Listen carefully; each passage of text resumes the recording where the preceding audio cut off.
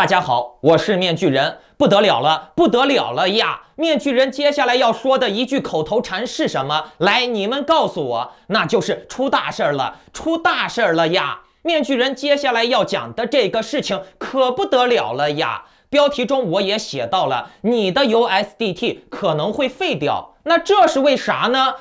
因为面具人我看到了一则新闻啊，这个新闻很重要，就是中共很可能会推出自己的稳定币，类似于 USDT 的东西。面具人先说一下今天节目的3个主题。第一呢，就是通过中共接下来对咱们华人使用加密货币区块链的布局。第二呢，就是央行正式的公布了数字人民币的说明书和分类。第三呢，就是比特币从昨天到今天已经连续的突破了2-3次4万美元的大关了。这一次的突破究竟能否站稳？这是我们今天节目的重点中的重点。我们接下来究竟该怎么做？这是最重要的。然后呢，面具人会在节目的最后给大家分享一个我们前几天在会员群里面互相交流的发现的一个不错的让大家都赚到钱的好币。那这个放在节目最后再说啊。先来给大家播报一个喜讯啊，那就是面具人的 XZ 已经有120只了，目前的价值约为15个以太坊左右。可是你们知道面具人玩这个玩意儿只投入了多少吗？我差不多只投了3到4个以太坊和1万多个 SLP 而已，剩下的呢都是我赚到的、孵蛋的和贸易来的。因为我最近的这个设备还没有到位，所以呢还没办法给大家直播 XZ 的教学和玩法，还有呢怎样玩才能利益最大化的这些套路这些经验技巧。最多还有个3天4天，我就能开始给大家直播了，我的设备就能到位了。请大家点赞、订阅、打开小铃铛，可以期待一下。好，咱们先来说第一个事儿啊，就是面具人我发现了一个大秘密，那就是根据中国雄安官网的消息，雄安新区作为全国首批数字人民币试点城市，已经开始进行链上支付。在中国人民银行、石家庄中心支行和新区管委会改革发展局的指导与支持下，中国银行河北雄安分行联动中国雄安集团数字城市科技有限公司，成功的实现了雄安新区首笔链上数字人民币工资代发。该业务通过雄安新区区块链资金支付平台，包括这个领导他们都已经开始用这个玩意儿，给这些春季造林项目的建设者，还有那些工人，以数字人民币的形式发放链上工资。那这也标志着全国首个区块链加数字人民币的应用场景顺利落地。该业务通过雄安新区区块链资金的支付平台，由工程分包商通过雄安新区的区块链各个链的平台以及各个的技术部门发起数字人民币的工资支付申请，然后呢再分包，把这个数据乱七八糟的发到各个人的数字钱包里面，通过 ID 还有这个工资上的链上存证总之说的就是那套东西，你们懂的。然后呢，由银行根据链上拨付的申请，将工资款从分包商的对公钱包以及这个数字人民币的链条，以链的形式批量发放至建设者、对工人、对承包商。总之呢，说的很复杂，党的新闻就是这样但是你话简单的来理解，就是现在数字人民币已经是以区块链的形式存在了，而且呢，可以用区块链把这些承包商集团公司领导个人全部的串联在一起，大家都用这个数字钱包。大家仔细的记住这里面的一些关键词就行了，那就是数字钱包、区块链、链上。大家还记得前段时间央行的周小川说过的话吗？那就是区块链加密货币可能已经错过了结合实体使用的最好机会了，而且呢，区块链货币需要更稳定的货币形式。咱们先把这个新闻听完啊，那就是雄安新区现在已经启动了区块链建设者之家1号、2号营地的数字人民币试点消费场景的搭建工作，将为持有数字人民币的建设者、工人提供更多的便利消费场景。下一个阶段呢，新区还将结合用户的需求，持续探索更为丰富、更为便捷、更为智能的数字人民币区块链使用场景，着力构建新区的区块链数字人民币生态流通体系。哎呀，面具人，我看到这个新闻，我当时的第一反应就是呀，这中国以后呀，可能就不只是双轨制货币了，因为还有海外华人的存在啊。在中国呀，可能不单单是分为人民币、数字人民币、现金，当然了，现金你们以后也用不上了，也没资格用，懂了没？这以后的中国呀，可能就是多轨制货币了。我们现在买加密货币经常用到的是什么？USDT 是不是？美元代币。可是呢，结合这个新闻来看啊，又是什么链上开工资，又是需要加密货币的稳定币来对接市场的实体应用，和数字人民币进行联动，又是要利用区块链技术进行数字人民币的派发、工作安排。那面具人，我就能想明白了，如今海内海外的华人用的比较多的这个数字货币的交易软件还是币安、火币、欧易，对不对？这3个可谓是占据了大半壁江山，是吧？所以呢，共产党以后呀，全面控制加密货币市场了以后，就可以进行逆向兑换了。这是什么意思呢？那就是你的比特币、狗狗币、蛋糕币现在还能卖成 USDT， 可是以后呢，你的狗狗币、蛋糕币只能卖成我党推出的 GCDT， 或者是共产 DT， 或者是 CNDT。这就是我目前能想到的这种稳定代币的名称啊，这不就等于可以逆向的收割韭菜了啊？别人拿美金买的加密货币，只要通过你的平台卖，那就只能卖成 GCDT 或者 CNDT。然后呢，针对国内的华人呢，以后可以给大家安排什么理财包呀，发工资的时候配额一定的加密货币啊，帮大家做什么基金理财呀、养老理财呀、什么保险金之类的，或者是引导大家把自己的钱啊，数字人民币流入到所谓的币圈，然后呢给爆破掉。那这个数字人民币的硬卡啊，就具备冷钱包的功能。这个我之前也是说过的，我就把话撂到这儿了。你看未来会不会实现啊？中国共产党是一定会把这个区块链加密货币结合数字人民币一块玩的，而且呢，这个区块链的水池子是一个很好的东西，很容易帮中国共产党去消化这些劳动力的价值产出，把它给爆破掉。为啥？因为统治老百姓，你必须得让他疲于奔命，你必须得让他为钱去操劳，你必须得让他赚到的钱没有掉，这样呢，他才会努力的、拼命的、不停的去挣钱。如果说他的钱够花了，你必须得让他赚到的钱没有掉，这样呢，他才会努力的、拼命的、不停的去赚钱。如果说他的钱够花了，他财务自由了，那他还会拼命的去赚钱，拼命的去干活不会了，是不是？所以呀，就必须让他没钱，让他为钱去拼命。好了，咱们继续说今天的第2个话题啊，那就是之前一直给大家心理按摩的央行数字人民币啊。还记得中央之前一直是怎么说的？哎呀，不知道这个数字人民币什么时候推出，还早着呢，别急。现在还搞不定呢，还不知道哪一年能推出呢。我一直说什么，共产党永远都是这样，明修栈道，暗度陈仓，表面上说一套，私底下呢给你再悄悄的，偷偷的推进。你看现在各个地区都在用数字人民币红包放水。我相信很多在座的各位观众，你们周围已经开始用上数字人民币进行交水电费呀、买东西了吧，对不对？啊，是不是黯然销魂，悄悄摸摸的就给你搞定了？现在呀，这个央行数字人民币，中央终于是一锤定音了，明确了，马上就开始了，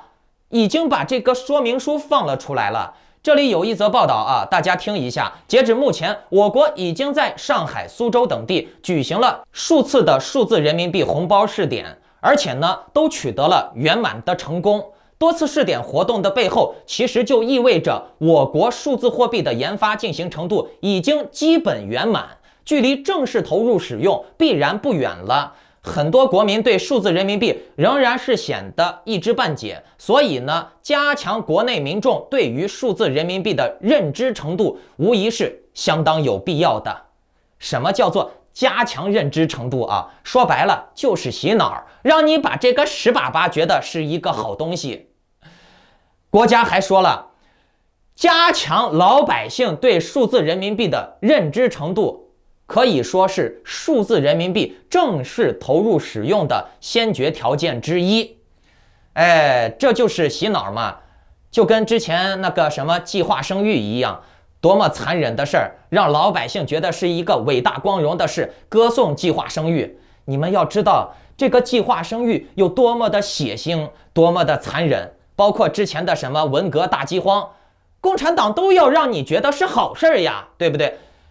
基于此点啊，近日我国央行数字货币研究所的所长首次公布了一份数字人民币的使用说明书。数字人民币钱包将主要划分为以下4个大类：一、按照客户身份识别的强度划分，最低的权限的钱包为匿名钱包，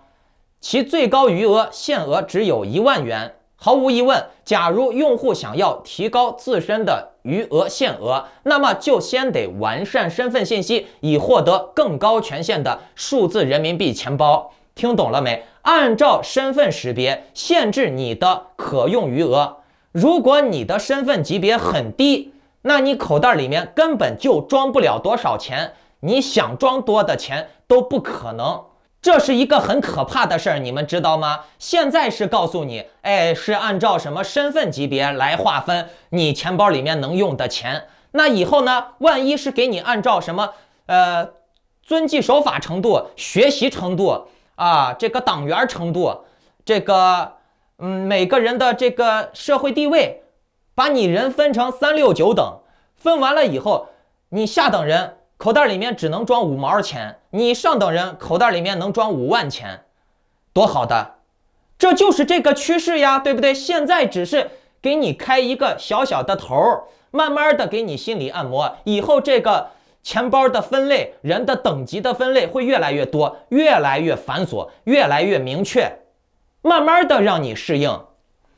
第二点呢，就是按照数字人民币钱包持有者的开立主体划分。听懂了没啊？开立主体，你今天是工还是农还是商，还是小偷还是小姐啊？目前呢，只是分为个人使用钱包以及对公钱包，以后呢，说不定还有什么党员钱包呀，这个医生钱包呀，股市钱包呀，对不对？分门别类，就跟那个粮票一样啊，专款专用。第三点呢，就是按照载体的不同，分为软钱包和硬钱包。所谓的软钱包就是软件钱包，所谓的硬钱包呢，就是那个什么数字人民币硬卡，或者是一些穿戴设备呀、手环呀、项链呀、IC 卡之类的啊，物联网设备。这里面有一个关键字啊，那就是穿戴设备。你看现在走到哪儿都要扫码，对不对？以后呢，你走到哪儿就必须要有手环、项链、手链、脚镣之类的啊，扫一扫识别你的身份，不然呢，你啥都干不成。第四呢，就是按照归属权的不同，划为母钱包和子钱包啊，子母钱包。你看啊，这个数字人民币钱包还没推出呢，都已经划分出来了如此多的种类。条条框框的分门别类了，对不对？那以后嘞，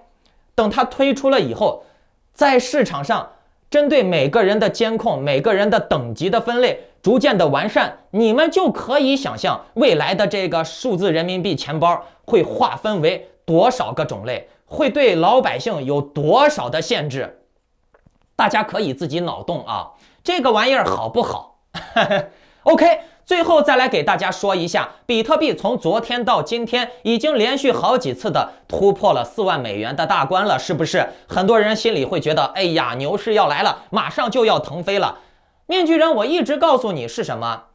币圈不存在什么牛市熊市，你不要用这种玄学的东西去看币圈，就跟那些个什么这个大神呀、那个大人呀给你说的啊，今天给你画一个叉形的 K 线，明天给你画一个 B 型的 K 线，后天给你画一个这个什么牛形的箱形的 K 线啊，虎鹤双形。我一直告诉你们 ，K 线这个东西它只是用来帮你记录数据的，帮你直观的看当下数据的，以及过去数据的。K 线绝对没有帮你判断未来的功能，懂了没？啊，你要是看 K 线的话，我告诉你，那彩票站的彩民也有 K 线啊。你看他画一辈子，他能中彩票不？啊？咱们现在啊，只能根据现有的趋势和过去的数据来看啊，只能看现在。目前来看呢，包括昨天这个比特币啊，它有大量的进量，这大量的进量啊，绝非散户所为。如果是散户能有这么大的进量，那散户早都把盘子拉起来了，对不对？散户能拉盘早就拉了，散户不希望这个盘子涨吗？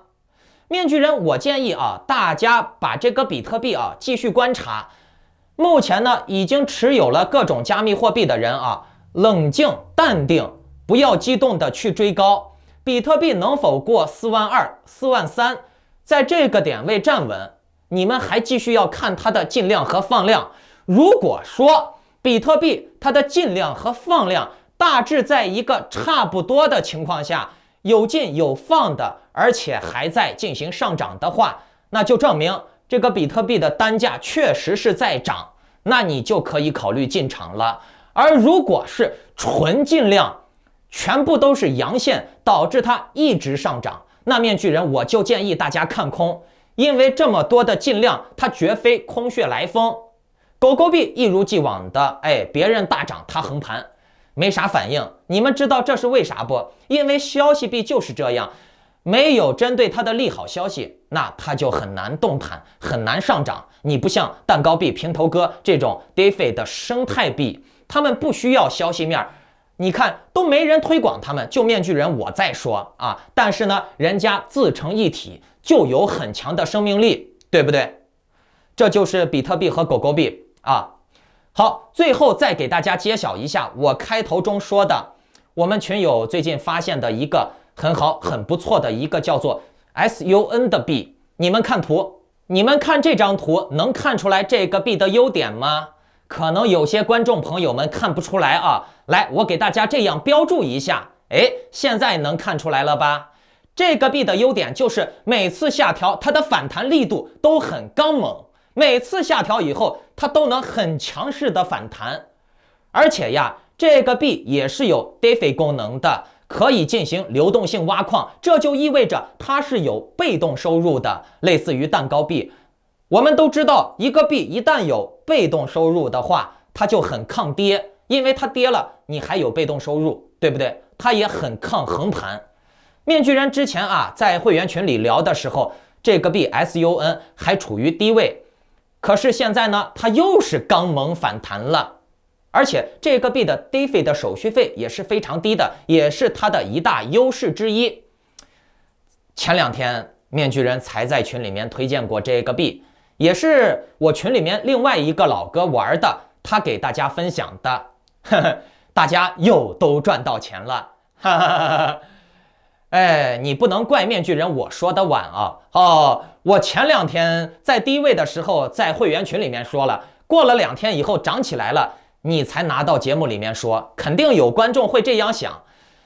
面具人我就想说，因为这个做节目呀是很费时间的，我不可能说是24个小时的去做节目，对不对？而且这个做节目我也得有我的权衡，哪个节目先做，哪个节目后做，是不是？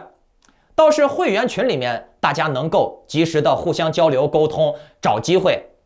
这就是面具人群的好处。我先声明一下啊，我的会员群不是那些骗子博主，这个大人那个教主的那些按周收费的，还贵得要命的，还必须要跟他去开合约的那种啊。有些群呢，你交几百刀、几千刀一周的会员费啊，你在这一周必须得跟他开合约，你不开的话，就视你为单方面违约，会取消你的会员资格的啊。那面具人我的群是不带合约的，没有套路，我的这个群就是简单的，大家自由交流，分享经验，然后呢，面具人和一些老司机会分享心得，仅此而已，简单纯粹，没有任何的套路。如果有想要进会员群的观众朋友们，可以看屏幕下方的内容简介，有我的联系方式，有我的联系邮箱，包括留言区也有。好，我们群里面再见，拜拜。